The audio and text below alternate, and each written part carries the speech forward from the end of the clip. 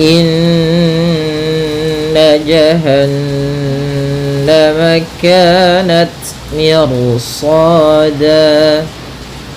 Pada bacaan inna di sini ada hukum tajwid yaitu gunnah, yaitu cara membacanya adalah kita menahan suara nunnya ya terlebih dahulu sepanjang 2 harakat lebih sedikit ya, kemudian baru kita baca janya. Inna nah tidak boleh atau jangan dilangsungkan gitu ya, jangan inna jahannam, nanti kurang sempurna dalam menahan gunnahnya. Kemudian jahannama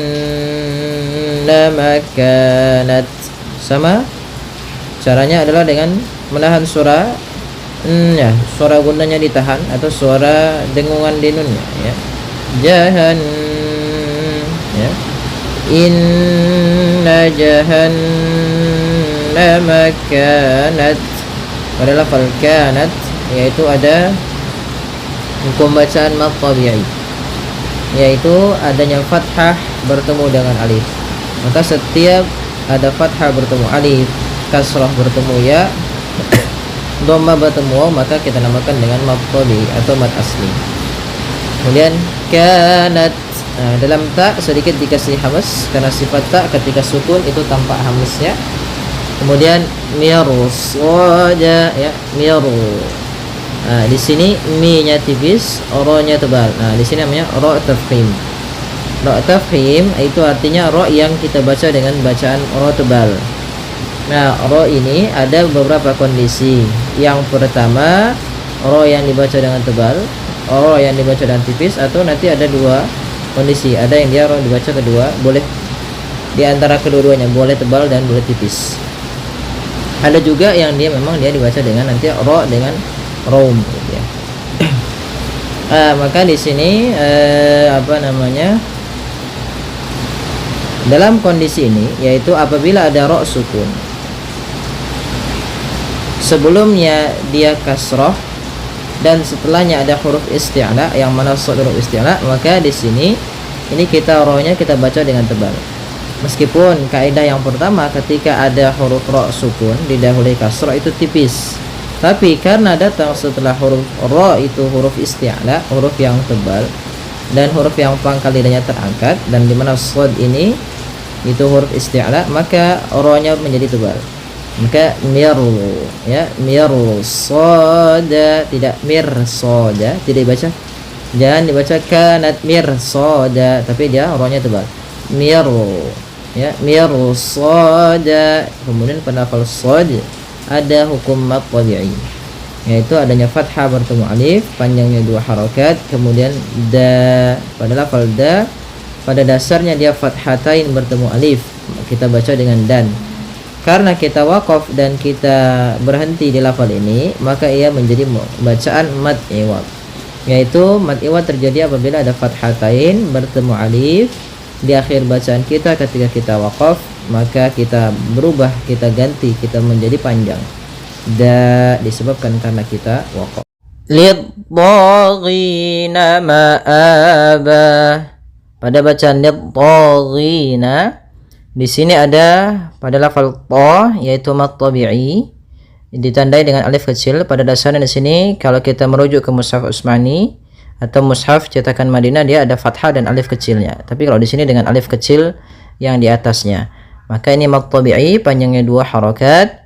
Kemudian ghina ada ya sukun yang didahului dengan kasrah, juga mad tabi'i panjangnya 2 harakat.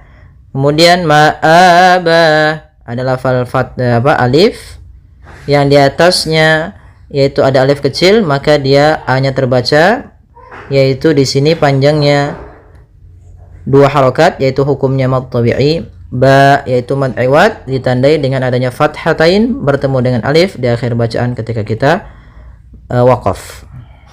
Labisina fiha ahqaba, pada bacaan labisina pada lafal la di sini ada mad tabi'i. Kami kurang menambahkan, di sini ada mad tabi'i yaitu berupa la yang panjangnya dengan ada alif di atasnya. Kalau kita melihat mushaf yang cetakan Madinah, nanti biasanya la-nya seperti ini. La-nya seperti ini, ada alifnya gitu ya. Ada alif kecil di sebelah lam, ada fathah di atas. Tapi kalau biasa cetakan mushaf Madinah di sini, maaf Indonesia biasanya pakai ataupun yang biasa kita pakai yaitu alifnya di atas, menandakan dia panjang mad tabi'i 2 harakat.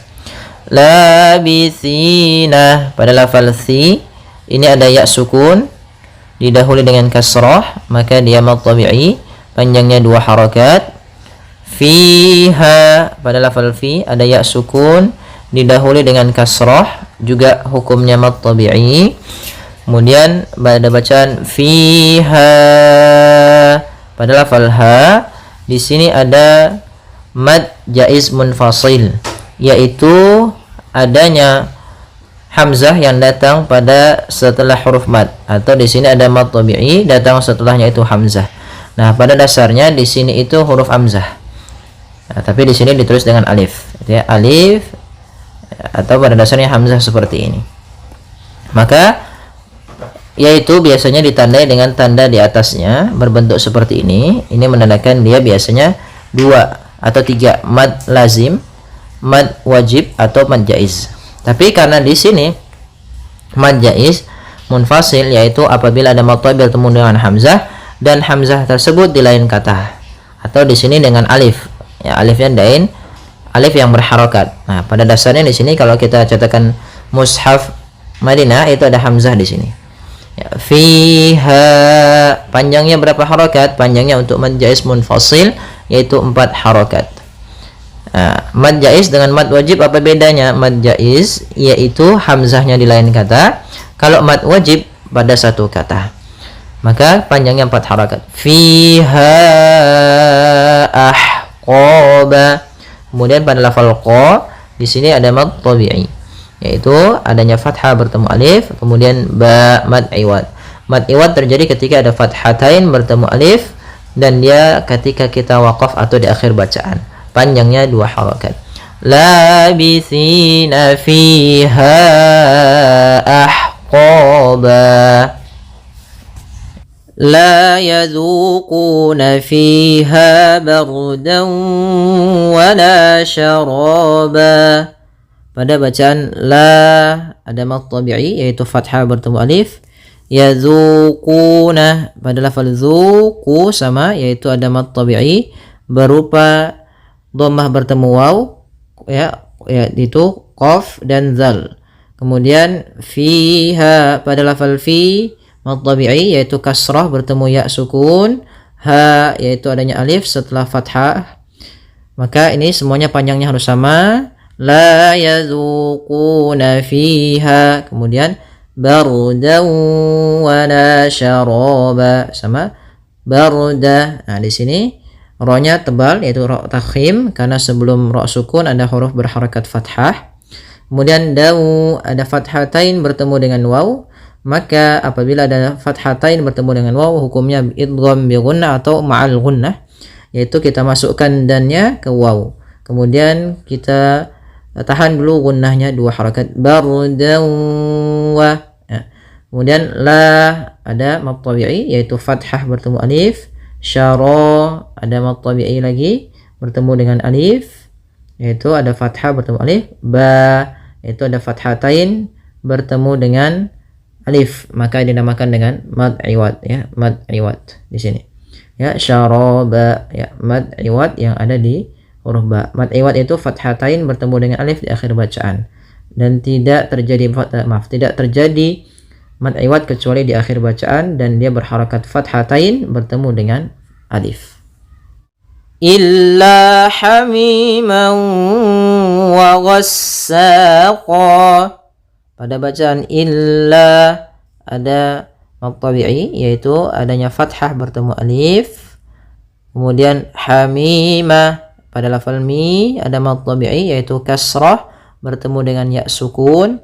Kemudian lafal mawwa yaitu ada fathatain bertemu dengan waw, yaitu adanya fathatain bertemu waw ketika ada fathatain bertemu waw, ini namanya idgham bi gunnah atau idgham ma'al gunnah. Cara membacanya yaitu masukkan tanwinnya ke waw sambil ditahan gunnahnya 2 harakat. hamiman wa, tidak langsung hamiman wa ghassaq, tapi tahan dulu. Kemudian lafal ghassaq ada mad tabi'i, fathah bertemu alif, qa yaitu mad iwad, ditandai dengan fathatain bertemu alif di akhir bacaan. Illa hamiman wa ghassaqa. Pada bacaan illa ada mad tabi'i yaitu adanya fathah bertemu alif. Kemudian hamimah pada lafal mi ada mad tabi'i yaitu kasrah bertemu dengan ya sukun. Kemudian lafal mawwa yaitu ada fathatain bertemu dengan waw, yaitu adanya fathatain bertemu waw. Ketika ada fathatain bertemu waw, ini namanya idgham bi gunnah atau idgham ma'al gunnah. Cara membacanya yaitu masukkan tanwinnya ke waw sambil ditahan gunnahnya 2 harakat. Hamiman wa, tidak langsung hamiman wa ghassaq, tapi tahan dulu. Kemudian lafal ghassaq ada mad tabi'i, fathah bertemu alif, qa yaitu mad iwad, ditandai dengan fathatain bertemu alif di akhir bacaan. Innahum kanu la yarjuna hisaba. Pada bacaan innahum di sini ada hukum bacaan gunnah, yaitu adanya nun berharakat tasydid. Ya, maka cara membacanya adalah kita tahan dulu gunnahnya inna, baru kita baca na. Kemudian hum kanu pada lafal mim bertemu dengan kaf, ini kita namakan dengan izhar syafawi, yaitu suara mimnya harus dengan jelas, tidak boleh ditahan. Izhar syafawi terjadi apabila ada mim mati bertemu seluruh huruf hijaiyah kecuali mim dan ba. Jadi seluruh huruf hijaiyah itu termasuk daripada ketika ada mim mati bertemu kaf, itu hukum bacanya izhar syafawi. Kanu ada mad tabi'i, fathah bertemu alif. Nu mad tabi'i juga yaitu 2 harakat, panjangnya ka dan nu harus sama. La fathah bertemu alif, mad tabi'i kembali 2 harakat. Yarjuna, ra-nya tebal, ya tipis. Yarjuna, ju mad tabi'i adanya dhammah bertemu waw. Hisaba sama, hisa mad tabi'i juga panjangnya 2 harakat, fathah bertemu alif. Ba ada mad iwad yaitu fathatain bertemu alif di akhir bacaan, maka awalnya ban kita ganti dengan ba jadi panjang. Innahum kanu la yarjuna hisaba wa kazzabu bi ayatina kizzaba. Pada bacaan wa kazzabu, hati-hati dalam melafalkan huruf zal yang dimana zal ini pelafalannya dari ujung lidah kita menempel dengan gigi sari atas kita. Kemudian bu ada hukum tajwid berupa mad tabi'i yaitu adanya dhammah bertemu waw. Nah, kemudian alif ini di sini tidak dianggap. Bi itu mad tabi'i ditandai dengan alif yang ada berdiri di atasnya. Ya sama mad tabi'i 2 harakat, panjangnya a dan ya harus sama. Bi tina. Kemudian pada lafal tina na sama mad tabi'i adanya fathah bertemu alif. Kizzaba. Nah, hati-hati kembali dalam pelafalan huruf zal. Kemudian di sini zal ada hukum tajwid yaitu berupa mad tabi'i, fathah bertemu alif, maka panjang huruf zal 2 harakat. Kizza. Kemudian ba ada mad iwad berupa fathatain bertemu dengan alif pada akhir bacaan ketika kita waqaf. Kemudian lafal kizzaba. Maka hati-hati dalam lafal kizza. Di sini ada huruf zal yang bertemu dengan huruf alif, maka ada hukum tajwid berupa mad tabi'i. Ya. Kemudian ba ada mad iwad yaitu fathatain bertemu alif pada akhir bacaan kita. Wa kulla syai'in ahsaynahu kitaba. Pada bacaan wa kulla syai'in, syai. Di sini ada fathah bertemu dengan ya sukun. Maka apabila ada huruf ya sukun didahului dengan harakat fathah, ini kita namakan dengan bacaan lin, yang mana ya dalam membacanya lembut. Syai'in, syai'in. Kemudian pada lafal in ketemu dengan hamzah atau alif. Kalau kita merujuk kepada mushaf Utsmani atau merujuk kepada mushaf cetakan Madinah, ini ada ada hamzah kecil di atas huruf alifnya. Maka apabila ada tanwin an, in, un bertemu dengan hamzah, kita hukumi dengan bacaan izhar halqi. Wa kulla syai'in, harus jelas dalam pelafalannya karena izhar itu artinya jelas, halq dari tenggorokan. Maka huruf hamzah itu keluar daripada tenggorokan, maka dinamakan dengan izhar halqi sehingga suara tanwinnya harus jelas. Wa kulla syai'in ahsaynahu. Kemudian ada lafal ya. Di sini ada ya sukun, didahului dengan fathah kembali yaitu bacaan lin, maka lembut juga dalam pelafalannya. Kemudian nahu, ada mad tabi'i yaitu berupa alif kecil di atas huruf na. Kemudian kitaba, sama ada pada lafal ta mad tabi'i, ini ada alif kecil di atas huruf ta menandakan dia panjang, 2 harakat. Kemudian ba, ada mad iwad, yaitu mad iwad terjadi ketika ada fathatain bertemu dengan alif ketika kita waqaf atau di akhir bacaan kita. Kitaba wa kulla syai'in ahsaynahu kitaba. Fadzuqu falan nazidakum illa azaba. Pada bacaan fadzuqu, di sini ada kedua-duanya yaitu hukum tajwid berupa mad tabi'i, ditandai dengan adanya dhammah bertemu waw sukun, dhammah bertemu waw sukun pada huruf zal dan huruf qaf. Kemudian alif di sini tidak kita anggap. Falan nazidakum. Nah, di sini pada bacaan falan nazidakum ada nun ada nun sukun bertemu dengan nun. Maka ini hukum bacaannya kita namakan idgham bi gunnah atau idgham ma'al gunnah. Ya, idgham yang disertai dengan gunnah. Maka cara membacanya, nun yang pertama masuk kedua sambil ditahan gunnahnya. Maka falan, tidak langsung falan nazi tapi tahan dulu. Falan. Nah, seperti itu. Kemudian zi, ada hukum tajwid berupa mad tabi'i, kasrah bertemu ya, 2 harakat panjangnya. Kemudian nazidakum, ya di sini ada bacaan berupa mim mati bertemu dengan alif. Nah, ini salah ya teman-teman, salah menuliskan ya.